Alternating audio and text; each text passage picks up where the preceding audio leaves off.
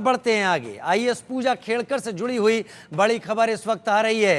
हिरासत में पूजा खेड़कर की मां को मनोरमा खेड़कर को लिया जा चुका है। किसानों को पिस्तौल दिखाकर धमकाया था मनोरमा खेड़कर ने। केस दर्ज होने के बाद से फरार हो गई थी मनोरमा खेड़कर। पूजा खेड़कर वैसे ही उलझी हुई हैं अपने गलत सर्टिफिकेट के चलते। अपने आईएएस के रुतबे का, ट्रेनी आईएएस के रुतबे का गलत इस्तेमाल करते हुए और उनको वापस बुला लिया गया है ट्रेनिंग से। लेकिन अब मां मनोरमा खेड़कर हिरासत में हैं और मां मनोरमा खेड़कर ने एक कदम आगे बढ़कर काम किया था। किसानों को धमकाने के लिए पहुंची थी और बाकायदा अपनी लाइसेंसी रिवॉल्वर निकाल कर धमकाया था। साथ में कई लोग और भी मौजूद थे। मामला प्रकाश में आया तो मनोरमा खेड़कर फरार हो गई और अब मनोरमा खेड़कर पुलिस के हत्थे चढ़ गई हैं।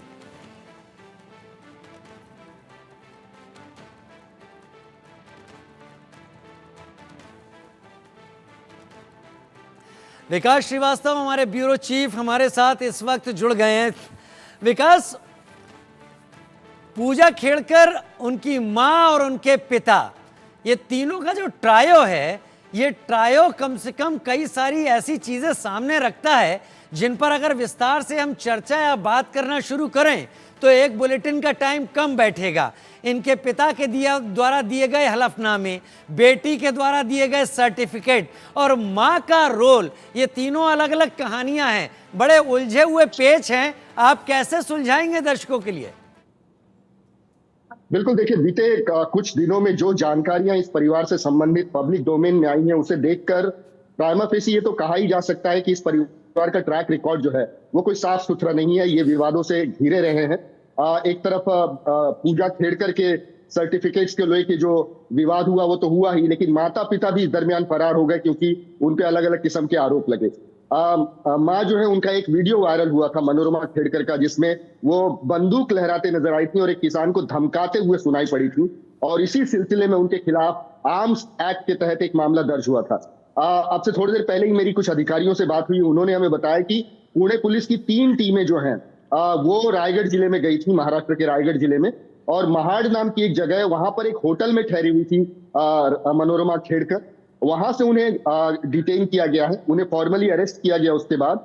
और ये तीनों ही टीमें जो हैं वो मनोरमा खेड़कर को लेकर पुणे वापस आ रही हैं, जहां पर आगे की कार्रवाई उन पर की जाएगी। ये वही मामला है जिसमें वो किसान को धमकाते हुए नजर आई थी। जो जानकारी हमने इकट्ठा की है उसके मुताबिक पुणे में इस खेड़कर परिवार के पास तकरीबन 25 एकड़ जमीन है, लेकिन ज्यादातर पर आरोप है कि इन्होंने धमका कर जो है किसानों से उगाही की है, हड़पी है वो जमीनें। तो इस किस्म के कई आरोप लगे हैं जिनकी जांच जो है पुणे पुलिस कर रही है। इस दरमियान एक डेवलपमेंट और भी है, मैं बता दूं कि पूजा खेड़कर को नोटिस दी गई है पुणे पुलिस की तरफ से, क्योंकि पूजा खेड़कर ने जो पुणे के डीएम है उन पर ही आरोप लगाया कि उन्होंने उनकी मानसिक प्रताड़ना की थी। इस सिलसिले में पूजा खेड़कर का बयान दर्ज कराने के लिए उनको नोटिस दी गई है। तो ये पूरा परिवार ही जो है अब धीरे धीरे संकट से घिरता नजर आ रहा है। विवादों के साए में तो ये पहले से था जी। आर्थिक रूप से जो इस परिवार की हालत है, वो पिता के एफिडेविट और पूजा खेड़कर की अपनी बातों से ही उसमें डिस्क्रिपेंसी सामने आती हैं। ऐसा भी सुना है कि मसूरी से एकेडमी से इन्हें वापस बुला लिया गया है, इनकी ट्रेनिंग भी बीच में रोक दी गई है। जी बिल्कुल, देखिए, डिसिप्लिनरी एक्शन जो है ये एकेडमी की तरफ से लिया गया। मसूरी में जो आईएएस अफसरों को जो ट्रेन करती है academy, Lal Bahadur Shastri national training institute of administration, तो इसकी तरफ से ये सुप्रीम बॉडी है जो कि मॉनिटर करती है हर कैडर के आईएएस अफसरों को। तो महाराष्ट्र कैडर से इन्हें वापस बुला लिया गया। इनका प्रोबेशन पीरियड जो है तत्काल प्रभाव से रद्द कर दिया गया। और आगे की कार्रवाई क्या होगी अब ये एकेडमी तय करेगी।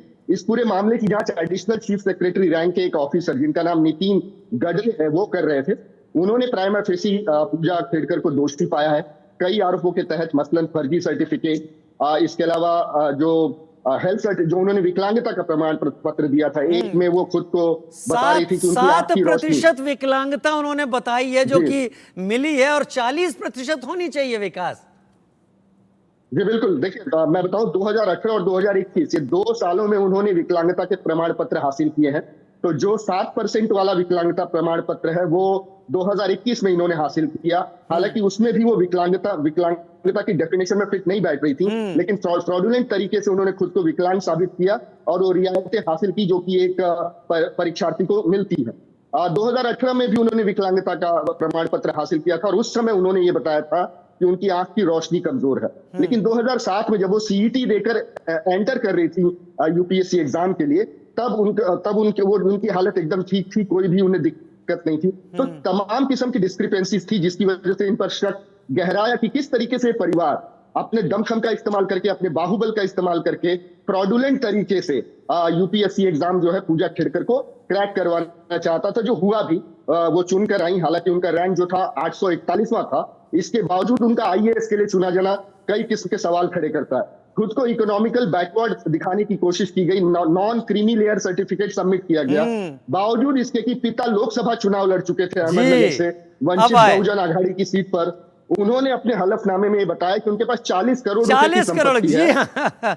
विकास, ये सारी चीजें हैं। विकास, समय थोड़ा कम है, लेकिन विस्पर्स इन द कॉरिडोर यही रहेगा कि ये अधिकारियों की एक ऐसी कहानी निकलकर सामने आएगी जो उलझा कर रखी जाएगी। शायद मसूरी एकेडमी में आगे पढ़ाई जानी ना शुरू कर दी जाए कि आपको बेहतर आईएएस बनना है तो इन चीजों से बचना होगा। विकास, मुझे लगता है आगे आने वाले दिन इसकी रिपोर्टिंग के लिए मेरा और आपका सामना होता ही रहेगा, क्योंकि नई चीजें निकलती ही रहेंगी। फिलहाल बहुत शुक्रिया विकास, हमारे साथ जुड़ने के लिए आपका।